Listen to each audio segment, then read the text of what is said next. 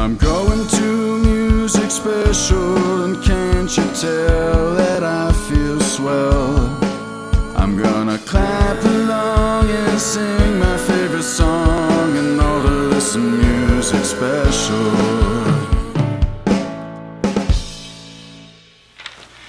Hi everybody, welcome to lesson number 27. Let's begin by learning about the tuba.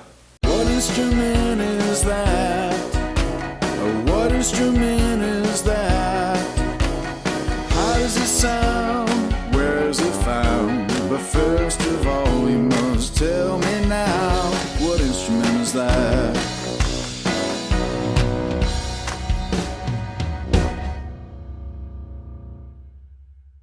The tuba is the lowest brass instrument and may have between 3 to 6 valves.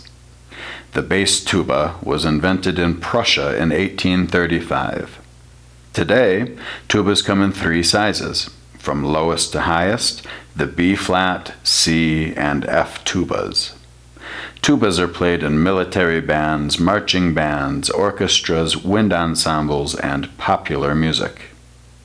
So we learned that the tuba is the lowest brass instrument. It does produce a very low sound. That it can have between 3 and 6 buttons on it. That it was originally invented in Prussia in 1835. And we also learned some of the situations where the tuba can be played. Well, let's watch one man play the tuba right now.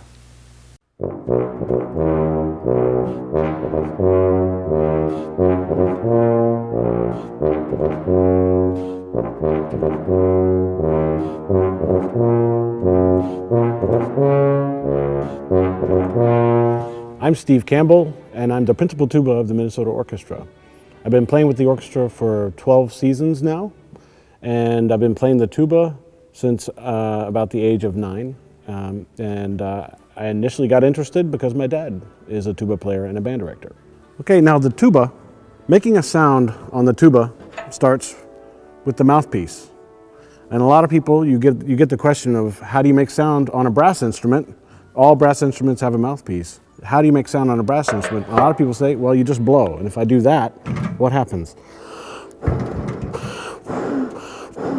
Nothing. And then somebody say, well, you got to push the buttons or the valves. These are called valves. Okay, let's try that. Blow and push the valves. There's something missing. So what we do is we buzz our lips like this.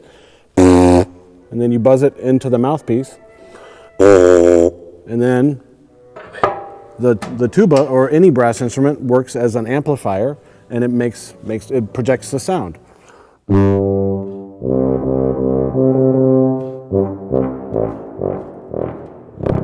So the tuba is like any other brass instrument. We're all doing the same thing, buzzing our lips into the mouthpiece through the tubes.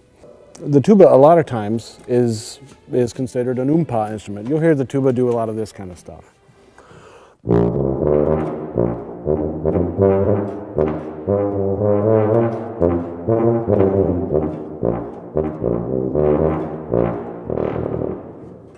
And that's all fun. And I know I'm supposed to be a tuba player because I like doing that. I like being it's a tuba player's job a lot of times to keep the rhythm, be a part of the rhythm section of 80 or 90 people on stage.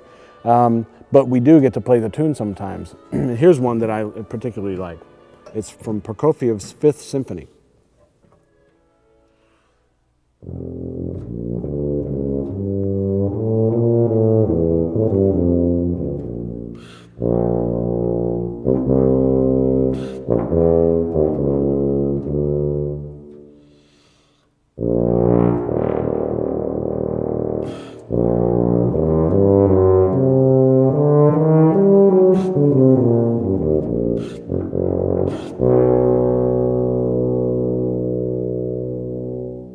Now let's talk about tempo marks.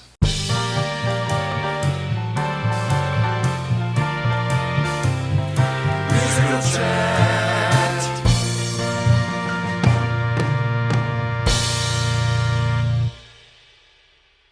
Tempo is an Italian word meaning rate of speed.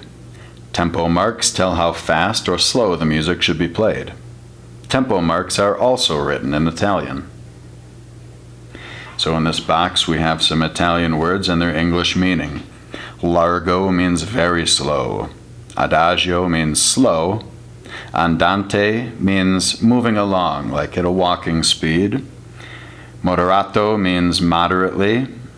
Allegro means quickly, cheerfully.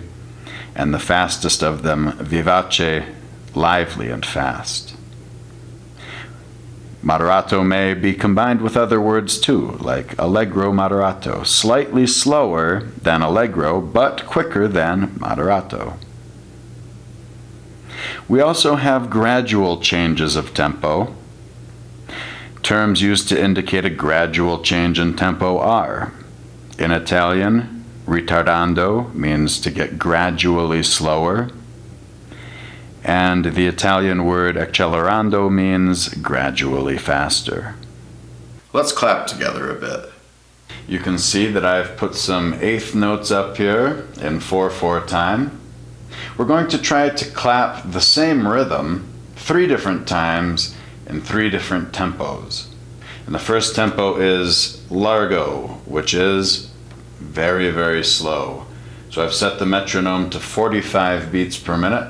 Let's listen to how slow it is.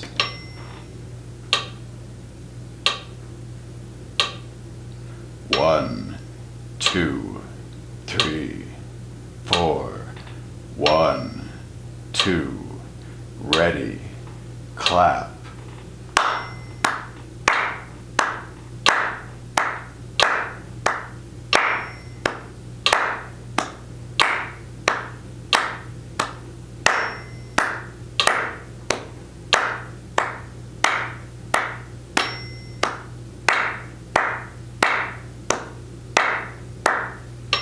I think it's harder to clap really, really slow rhythms than it is faster rhythms. Well, let's see. Let's move up to a more moderate rhythm.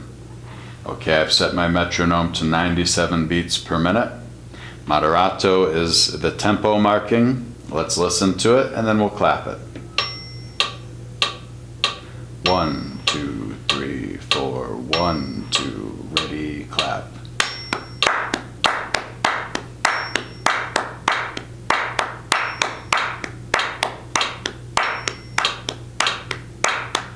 Nice and easy.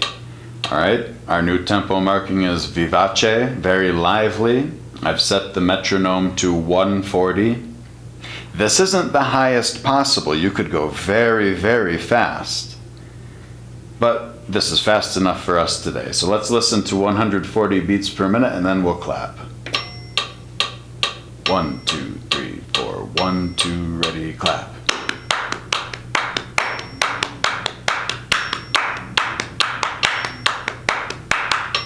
Good job. Now let's talk about the composer Tchaikovsky.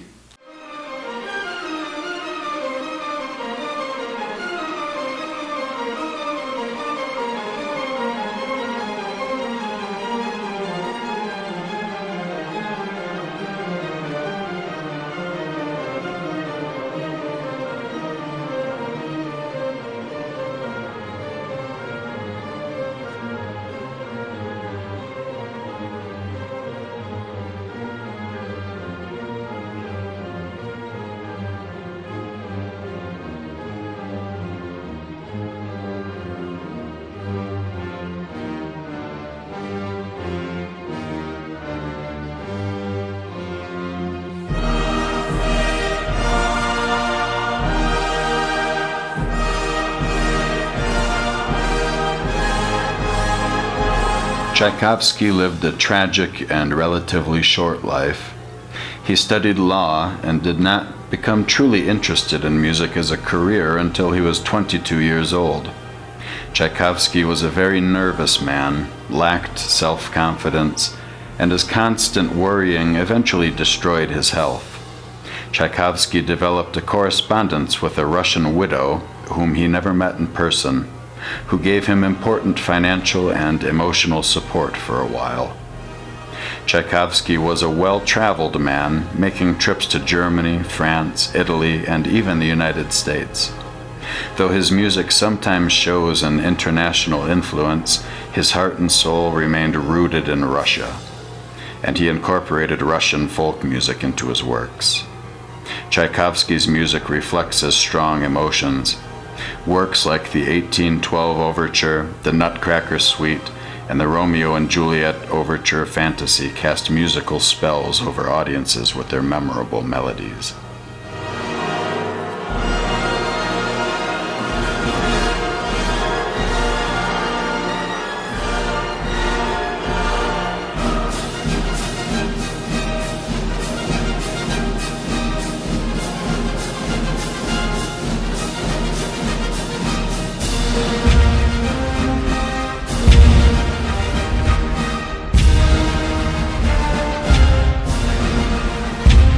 Now let's talk about doo-wop music.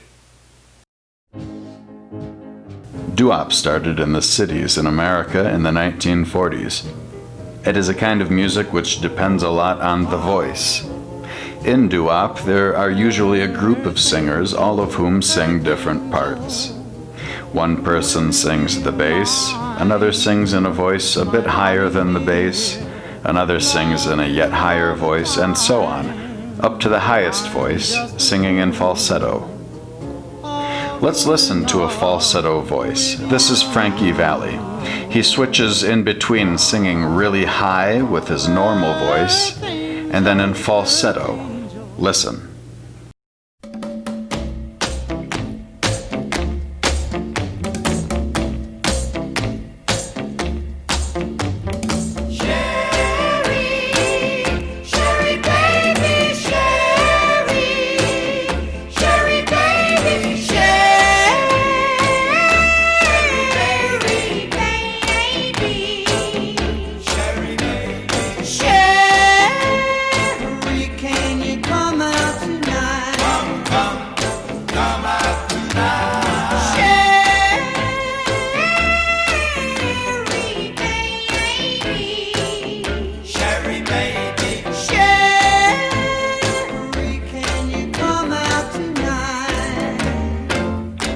Now that's some falsetto.